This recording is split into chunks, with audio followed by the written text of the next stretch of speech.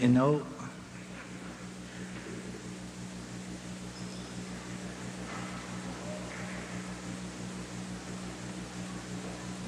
I should start out by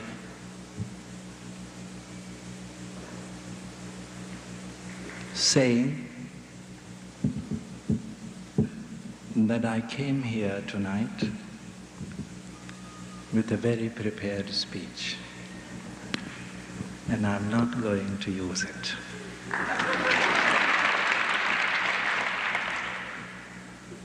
Tonight, you will forgive me because to the extent that you are with me and we are together, I am going to ramble. And to the extent that we are not together and it is late and we shouldn't be together too long, I'll stop rambling.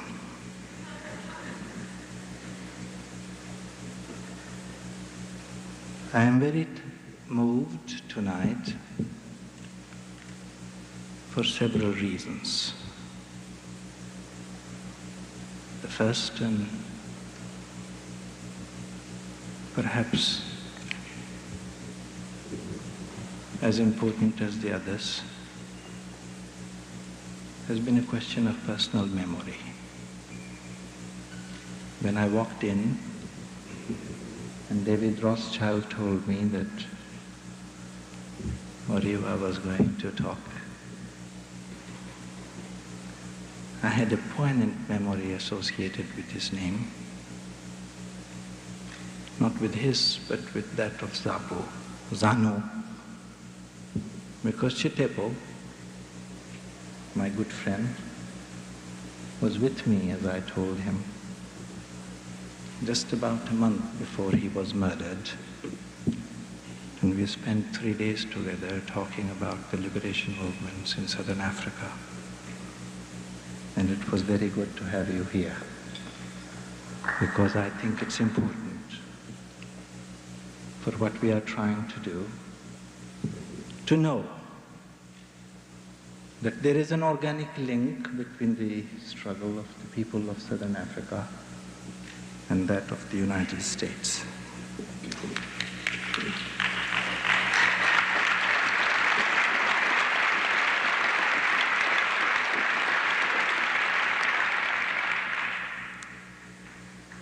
I have a sense of optimism and despair,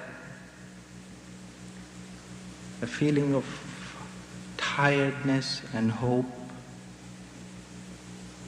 all at the same time, perhaps because I'm half drunk.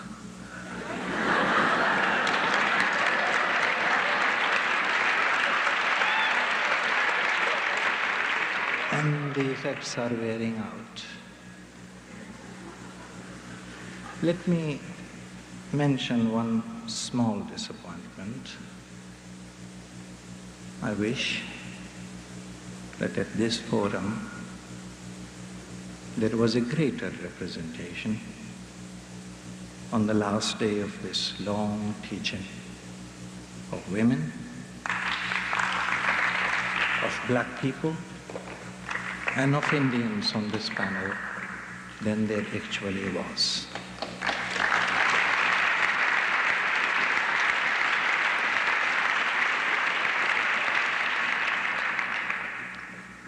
I wish us also that speakers, all of us, had tried to drive an organic link between your struggle at home and our struggle abroad. But there is a lot to be hopeful about. Somebody asked me as I walked in here if I have been to Ann Arbor before. And the answer was, of course, many times. And one of the times that I remember, and I remember it because there is an organic link between that time and tonight, was late in 1964, when we had to begin to organize the teaching movement against the war in Indochina. And even those of you who were not at the university at the time would remember that this is where it began. And it was a good thing to begin. And there were some simple things behind it, and that was a very important, crazy belief in the ultimate usefulness of speaking to the people. Despite what looked like an unbreakable Cold War consensus, despite what looked like the unbreakable, untouchable corporate university, one began in a small way and it worked. And I was one of those fortunate people who spoke at the first teach-in in Michigan, Ann Arbor. But between 1964 and tonight, in the last 3 days, there is a difference, and the difference, I think, speaks for a hope. And I do want to mention that. The teaching on Vietnam was an act of moral concern, and in some limited ways, an expression of personal concern. One was horrified by the specific immorality of the war in Indochina. One was wanting to protest against it. One was not willing to be hooked into it because of the consensus over the Cold War. But one had, especially people your age had, in the back of their minds, the simple fact that came out 2 years later, that they were going to have to fight in that war. And a sort of unspoken anti-imperialist consensus was beginning to build up on a specific issue of Vietnam. Well, you know the history of the last 10 years. The war in Indochina has done a lot of things. It broke the consensus about the Cold War. It destroyed the theology of anti-communism. It produced a new generation of young people and of radicals who were willing to say no to inherited wisdom. It produced Watergate. It produced 55,000 dead, 250,000 people wounded, of Americans. And of course, nobody counted the Asians dying, not even in that the most computerized of all wars. What inspires me about this teaching is that it gives us the first example, and I have been to several over the last 6 years. It gives us a feeling that the lessons that have been learned from the movement against the war in Indochina are not totally lost to many people, particularly to young people in this country. And that there is a constituency of people, young men and young women, hopefully young men and women of working class constituencies also, throughout this country, who are willing to move from the specifics of a war in Indochina to the question of imperialism abroad and its relationship to repression and erosion of freedoms at home. And that's why the simple sight, the simple witness of 2,000 people here attending this teaching is a very hopeful sign. Because essentially what it means that you have stayed until 11 o'clock, 11, what is it, 11:15 or so, 11 o'clock. tonight through these speeches, through 3 days of meeting, because you want to know.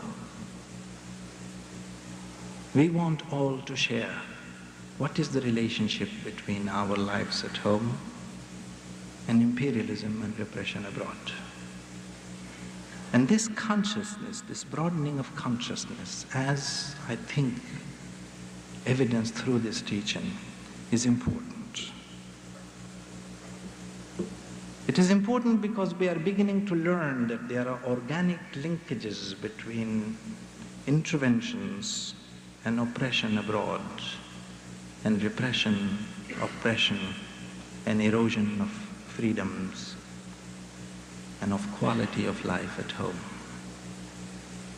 When we begin to learn that, I think we can go from here to think about what to do next, so that this doesn't become, I hope, just one more thing to do. So, to the issues.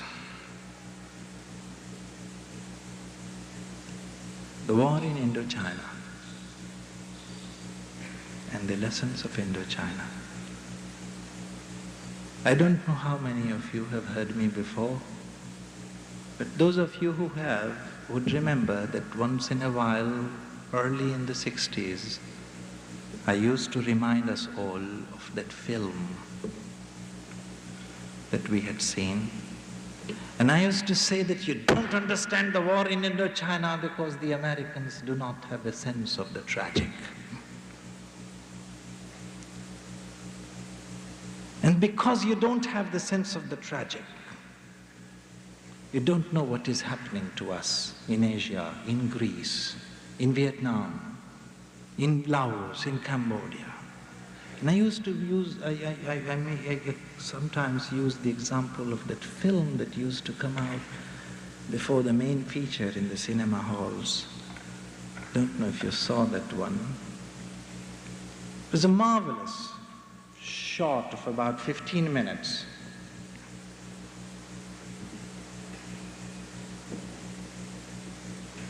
That was a scene of fishing. You had this wonderful scene of a long, big, multicolored American car driven by a single individual driving through this wonderfully shaded road to the beach. He arrives at the beach, parks there, takes out his gear. There's this beautiful white beach with the blue sea and the blue sky above it, very inviting. He walks up to the beach, chooses a wonderful spot with rocks and water and sand, juxtaposition of the three. He throws his hooks in, starts fishing, and has a good day. You see him hooking the fish comes out, they wiggle, they get hooked, they wiggle. He closes them in, brings him out, takes him off the hook, puts in his big basket, throws it again, and you all enjoy it. We all see it. It's a wonderful scene. The sea is blue, so is the sky. The sand is white, and the rocks are lovely, and he is having a good day, and the fish moves, curbs in agony, gets hooked, gets caught, comes back.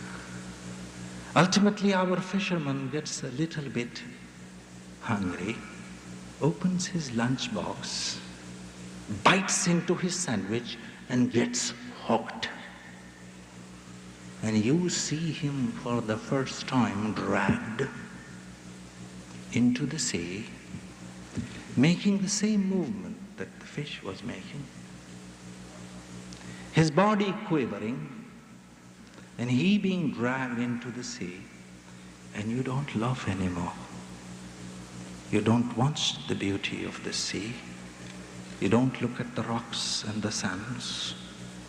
And this is for the first time that you see the agony of the fish from the point of view of the fish, because the fisherman has turned into the fish. And that was a problem, among many others. The problem of a country that had not known defeat, that had not known a war that could be visible to it. And then the war started coming home. And it came home in many forms. First in the form of the caskets that came home, the men on the crutches. It came home in the form of $200 billion lost on a war, fighting a people who would not lose. Finally, it began to come home to roost in the form of counterinsurgency chickens coming home to roost. Watergate was the result. I think one of the lessons of Vietnam that should be drawn, and I do not know if the universities are drawing it, that they should try to teach the people of America, the children of America, the meaning of tragedy, the meaning of agony, of war, of death, of exploitation, of oppression. For once, the invisible war should have become visible to them. I refer to Zanu and to Chitepo and to Moriwa because there are still invisible wars being fought. But to whom are they invisible? These are terms they have used, friends. I mean, I'm rambling. But these are terms they are used in Pentagon and in the State Department and by Dr. Kissinger and by President Ford and by President Nixon. They use terms like invisible wars. They used to say forgotten wars, a successful guerrilla war, a successful war of counterinsurgency is an invisible war. It's a forgotten war. Invisible to whom? The war in Laos was not invisible. And that's the crux of the national security problems. The war in Laos was not invisible to the Laotians, who received exactly the same amount of tonnage between 1964 and 1969 in 5 years. They received the same amount of tonnage in bombs that was expended in all of World War II by all the combatants. But the American people didn't know about it until '69, when the Mansfield report came out from the Senate, said that the American Air Force had been bombing Laos without the knowledge of the American public. So the invisible war was not invisible to the Laotians who were dying, half of whom were rendered homeless, 3/4 of whose villages had been destroyed by American bombing. It was invisible to the American public. And what does keeping a war invisible involve? It involves deceit, not of the Laotians. It involves killing the Laotians, but deceiving the American people. It involves covert operations. It involves the growing power of the CIA. It involves the growing power of the military. It involves the growing power for the Pentagon. It involves shifting military intelligence into naval intelligence into Air Force intelligence back to CIA, and CIA back to naval intelligence, and so on and so forth. It involves creating air forces and producing new armies paid by American taxpayers that Americans know nothing about. Essentially, what then it involves a subversion It involved a clear-cut, deliberate subversion of the democratic process by President Kennedy, by President Johnson, and ultimately Nixon got caught because he brought the chickens home to roost. The process has to stop. But the point is that it hasn't stopped. People from ZANU ought to know, and they do know, and who was involved in the murder of Chitapur. They ought to know, and they do know, who is supporting the FNLA in Angola today, and UNITA. They ought to know, and they do know, what the American expansion is in the Simonstown base as the British are pulling out. We should have talked about Southern Africa. And then they ought to know what the connection is between those covert operations there and the kind of thing that Watergate produces. A man cannot be violent. A man cannot be violent, incredibly violent to his mistress and sadistic to her, and be gentle to his wife.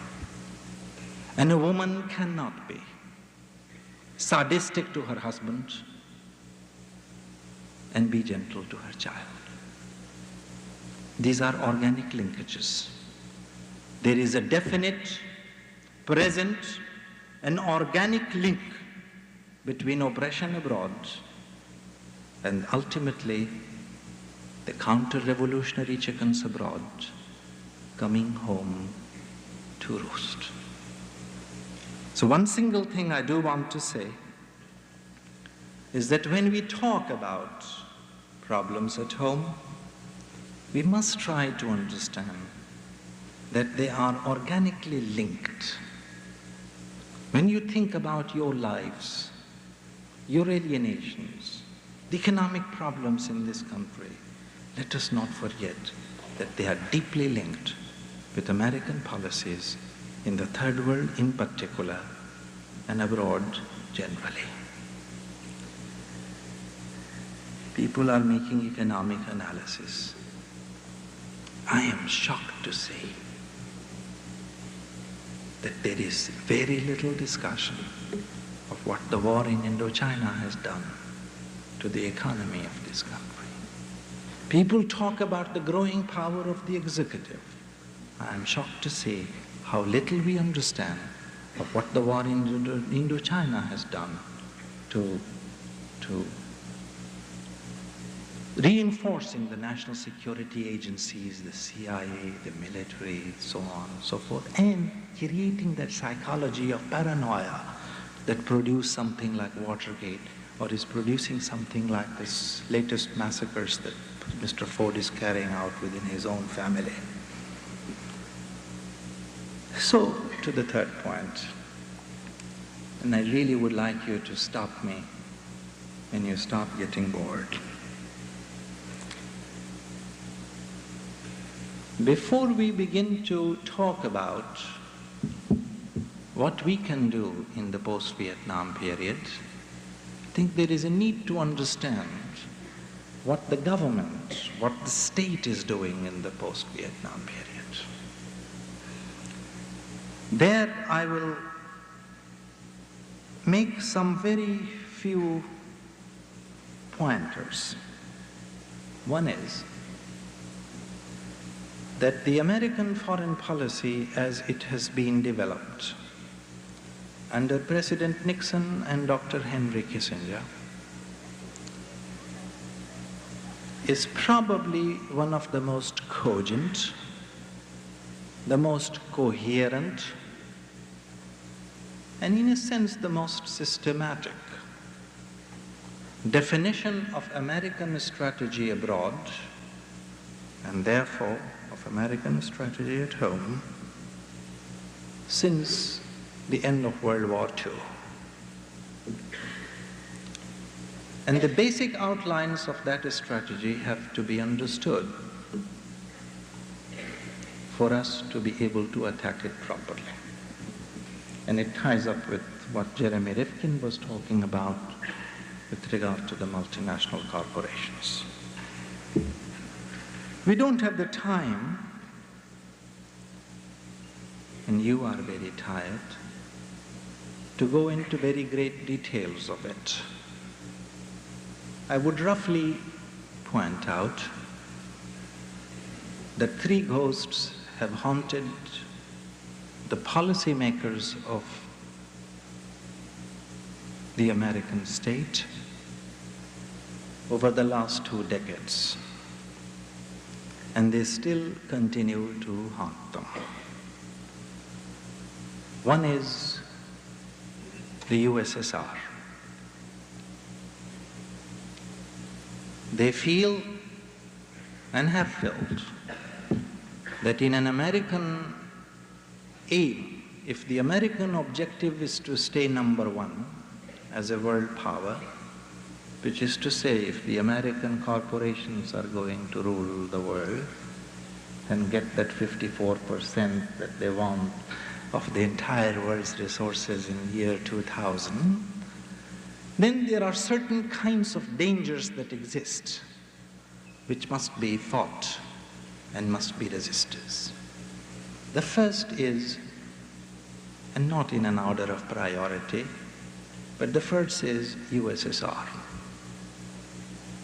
Because Russia, only of all the powers in the world today, has the geographic, geopolitical expanse, the technological capabilities, the demographic balance with the territorial expanse, and the expanse of territory stretching from Asia through Middle East to Europe, to be able to rival the resources of the United States.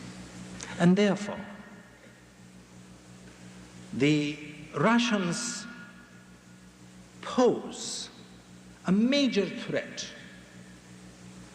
and a major rival in future to American hegemony in the world. Now, this has been true of the Cold War analysts since 1948, or even earlier. The difference, however, is that Dr. Henry Kissinger and President Nixon, and to a certain extent Rockefeller and Ford, had a somewhat more sophisticated view of USSR, which is that Kissinger has always made the distinction between a revolutionary power and a legitimate power. Previously, they had defined USSR as a revolutionary power. Now, they think of USSR as a transitional power, which is sort of semi-revolutionary power, which is quite capable of acting like a legitimate power. And therefore, the policy of détente is essentially a policy of confrontation in those areas which are strategic to American interests, and collaboration with USSR in those areas which are not strategic to American interests. The policy then of offering selective rewards, selective cooptation to USSR in order to reinforce its capability to act as a responsible world government, world power. But at the same time, a policy of confronting it with as much force as one can bear to bring upon it in those areas which are of a strategic interest to the United States, and the most clear examples to cite will be Southern Africa and the Mediterranean and Indian Ocean regions generally, the Middle East. The Middle East and Southern Africa. That's what policy of détente means. It's a policy of antagonistic collaboration. Now, when I use this word, what I think ought to be understood by us is that it is a policy of ambiguity. And ambiguity involves deception. Ambiguity involves deception of the public, it involves the deception of the Congress, it involves the deception of the enemy, and it involves the deception of the neutrals. That in itself has a whole lot of consequences attached to it, to domestic development. Second threat, the second ghost that has haunted policymakers in this country has been the threat of the liberation movements in the third world countries. This is where 54% of United States resources come from. And liberation movements have been particularly threatening for a very simple reason. Unlike nationalist governments, unlike monarchies like Saudi Arabia, or unlike radical nationalists like Abdul Nasser, ultimately, nationalist governments, revolutionary governments are nationalist in a genuine sense of the word, which is to say they want to socialize and nationalize national resources. And the price for socializing national resources is getting rid of the corporations, getting rid of foreign influence. Hence, there is a continued feeling of threat from the national liberation movements and the emergence of liberation forces in the third world countries. What is Kissinger's formula for it? Oh, he has a very simple phrase for it. He has used the term, and I'm quoting him, that in order to be able to police the world against revolutionary forces, you have to find, define, and make a stick. Now I'm quoting him exactly, a legitimizing principle of social repression. You have to find, define, and make a stick, a legitimizing principle of social repression. Now that is what has been lost. What was the legitimizing principle of social repression before the war in Indochina? Well, the doctrine of limited wars. It was the doctrine of limited wars, the doctrine that they called of invisible wars, of forgotten wars, of interventions that will not be noticed. Well, what is important about war in Indochina was that the war that was supposed to be limited became limited. Oh, Jesus Christ, limited for whom? The doctrine of limited war that was applied through the 40s and the 50s and the 60s was limited for whom? Certainly not for the Indochinese, not for the Laotians, Cambodians, and the Vietnamese, not for the people of the Dominican Republic, not for the people of Nicaragua, not for the people of Iran, for whom the war was unlimited. Because their very hope for a just social order was denied to them. Sometimes, as in the case of Indochina, at the price of bombs, destructions, movement of population, and so on. So the war was limited in its consequences, not for the people who were the victims of it, but for the country and the people which was committing those crimes, that was waging that war. In other words, the limited wars were limited only in their consequences for the intervening power and not for the people who were intervened against. The doctrine of limited war was absolutely exploded by war in Indochina, because the war that was supposed to be limited became unlimited in its consequences for the United States.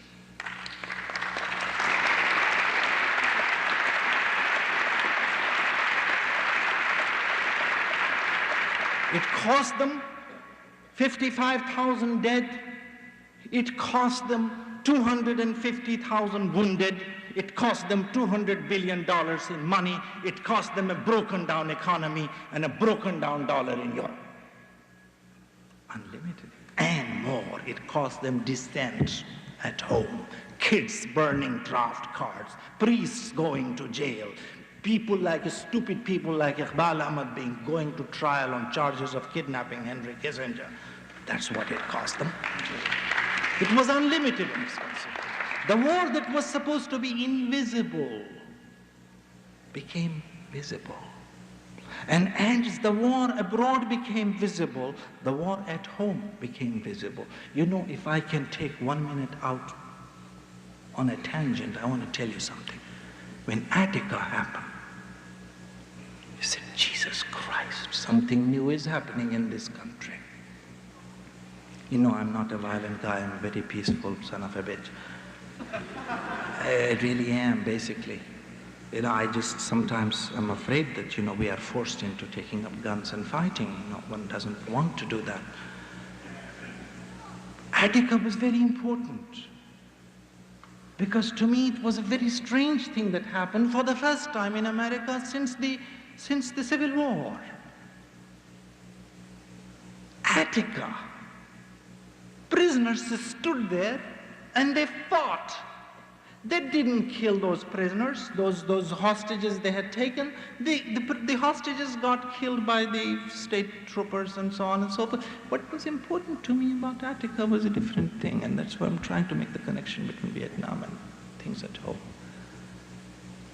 You know, 2 years earlier, there was a story in the New York Times, and I'm sure that the Detroit papers also had it, about a prison in Arkansas. Some crazy social worker in Arkansas who was going in and out of prisons discovered or found out that some prisoner in Arkansas, which at that time was under the governor of Arkansas in those days was Rockefeller. Yeah, it was a Rockefeller. That's right. They discovered, that's right. Thanks a lot, sir. They discovered that some guy had been killed in prison and there was no record of the killing. Prison guards had murdered him and he disappeared. And this guy kept pushing and kept pushing and kept pushing, the social worker, and finally, you know, unearthed the story. And a state commission of inquiry was appointed. The commission went into the prison to inquire and ordered that the body should be, the courtyard of the prison should be dug to search for the body of that guy. Well, they found 27 other bodies. They found 27 other bodies in that courtyard. So there were prisons in Arkansas dying in an invisible war that nobody had ever noticed. And when the guys dug in Attica, Tom Wicker has written a bestseller. That's what Vietnam did. It created the mood to a large extent, and it has set the precedence for invisible oppression to become visible, and we will work on it. So the question was, to come back to my earlier analysis, they feel that that legitimizing principle of social repression, the limited war, is gone. Vietnam has discredited it. They have to find a new legitimizing principle of social repression. What is it? And it's a very simple one. It's the Nixon Doctrine. And I will not go into details of it, it is running late. Basically, what the Nixon Doctrine means in the Third World is a concerted, organized, well-chalked out effort at creating new constellations of regional power in each region of a strategic interest to the United States based on developmental fascism. Based on developmental fascism. The idea of letting Asians control, police Asia, and letting Latin Americans control Latin America, and letting Middle Easterns control Middle East, and Africans control Africa, is the idea of supporting certain number of chosen police states in these countries. So you have Brazil, so you have Chile, So you have Iran. So you have Saudi Arabia. So you have South Africa. And you can go on recalling them. The point I'm trying to make is that in a manner that was not being done in the 50s and the 60s, the Americans have always, the American government has always supported proto-fascist regimes in the Third World, from Spain to Vietnam, through Nicaragua to the Dominican Republic. But there was always a certain embarrassment, which was produced by the liberal rhetoric of freedom and democracy. That rhetoric of freedom and democracy is now being replaced by the rhetoric of peace, a generation of peace. And in the name of peace, we are going to have support of fascistic regimes, clear-cut, defined, uninhibited support of fascistic regimes like that of Brazil, like that of Iran, like that of Saudi Arabia, like that of South Africa, and so on. This is a trend that we must fully take into account. When I say that, I want to make one more point. If you look at the countries, if you simply look at the countries which the United States government has concentrated on for the last 5 years to be its major ally, to be the kingpin of the Nixon doctrine, to be the primates of Pax America in particular regional constellations of power, you will notice that the same countries which the Nixon doctrine is concentrating on for military and political purposes are also the countries that the corporations have chosen to be the export platform countries of the Third World. Here I would slightly differ with Rifkin, namely, look, the corporations are very powerful. They do own at the moment 39% of the world's resources. They do employ more people throughout the world than any particular government does. They do own more wealth than any government does, any particular government does, and so on and so forth. Yet there is a problem. Neither the international structure of states nor the legal structure of international law permits the state, the corporation, to keep its own army, to maintain its own navy, to maintain its own air force, which means that the corporations are remaining dependent on the power of particular states to police the world. To police the world. The United States is the primary power to police the world. And one of the lessons they have learned from Vietnam is that the army is not the only or the best way to police the world. They must emphasize the Air Force, more importantly, the Navy, so that if I were talking to you in great detail, I will point out that much of CIA's functions are being transferred at the moment to the naval intelligence.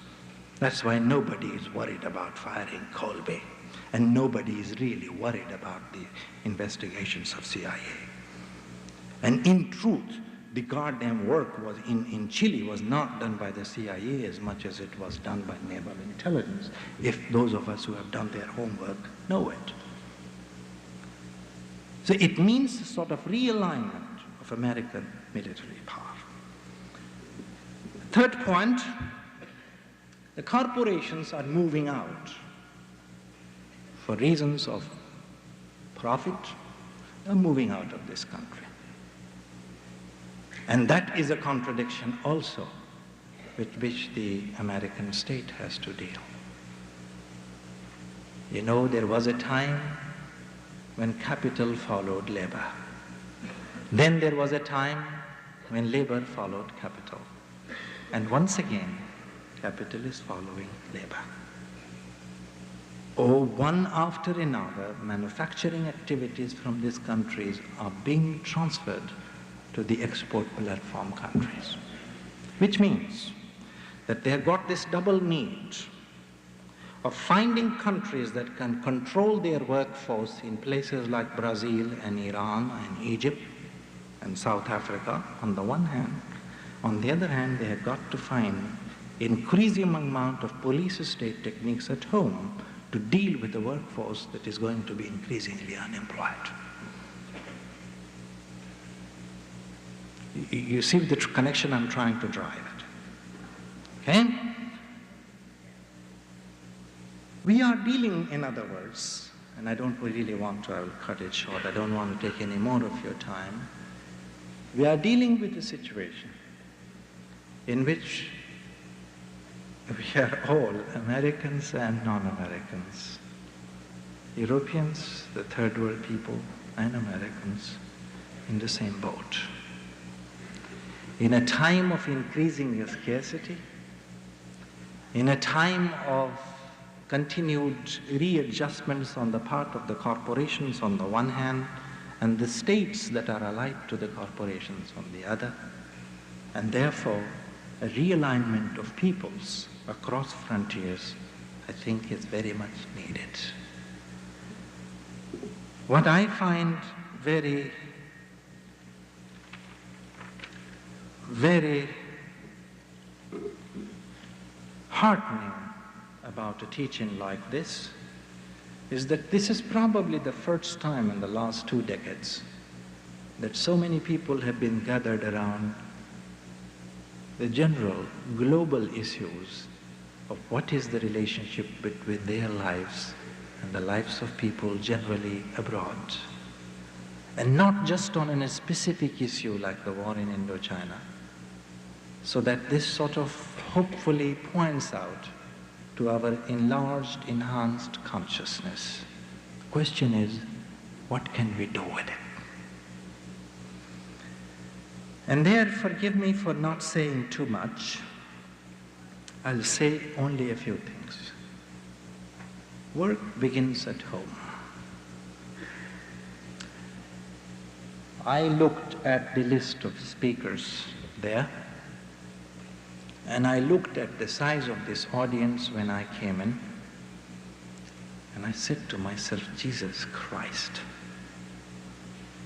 it's a bloody large audience of students and faculty members, some faculty members. And this goddamn speakers list doesn't seem to have much people from the universities. So, you obviously, consciously or unconsciously, have sensed or feel that there is something the universities are not doing that they ought to be doing.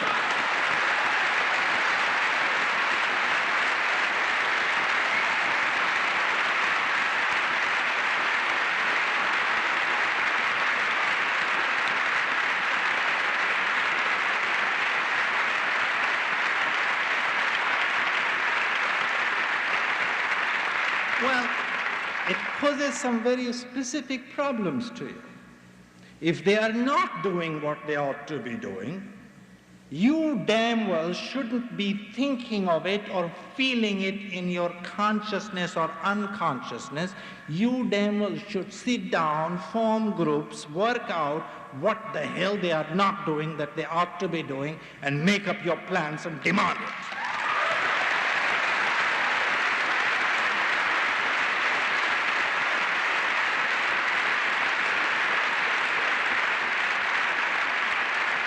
How many people in this Department of Political Science and how many people in the departments of sociology, psychology, and anthropology are talking in a way that is relevant? These people, they drive me crazy. In the night,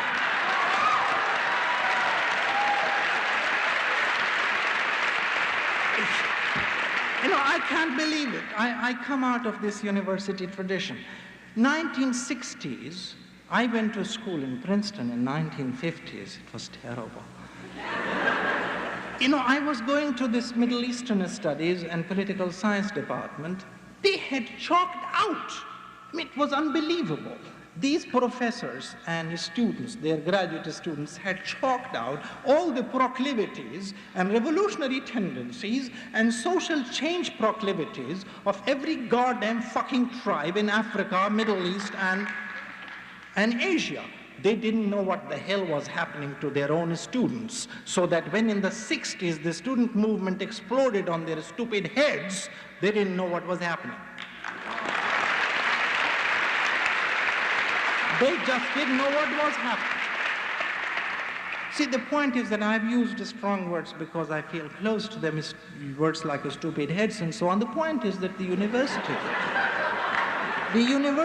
have trained themselves. It is like a corporate, it's a mini government. It's a mini corporate government where there has been a huge amount of training in not to deal with relevant issues. Now, friends,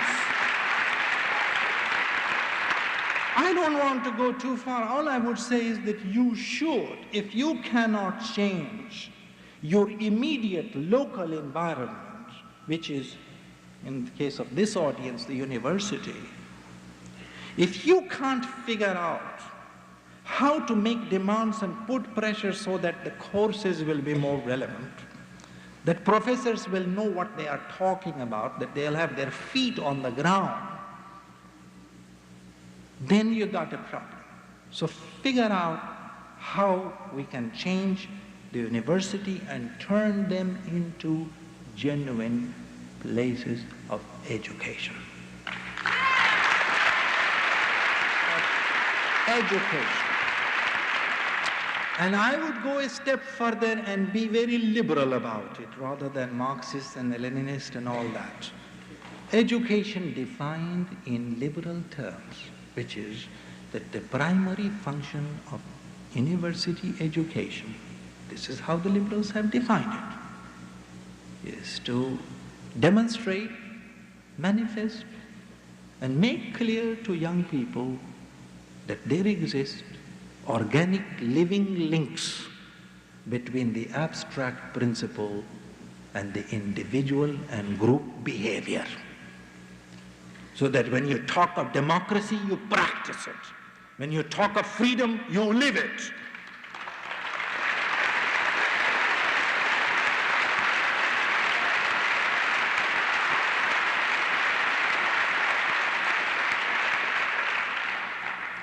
Then I think second thing that we can do as people who are fortunately or unfortunately involved with intellectual work is to really ask ourselves,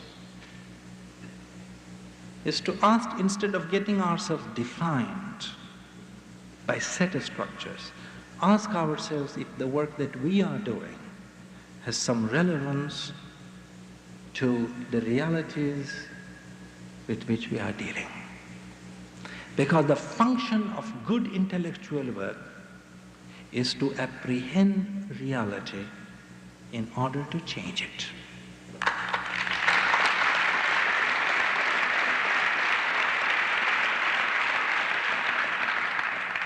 The third thing I would say, and I'm going to finish on that one. Third thing I would say is, look, I was going to talk at some length about the problems I see of organizing in America, but I'll come back to do it some other time.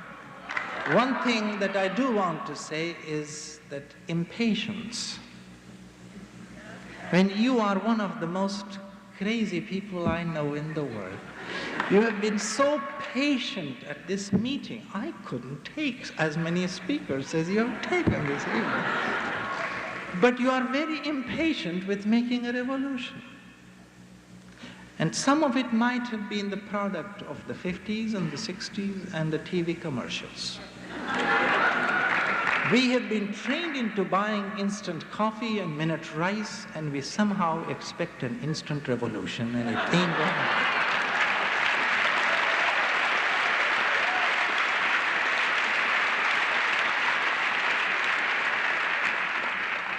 So what I would say is that all of you, especially those of you who are so young,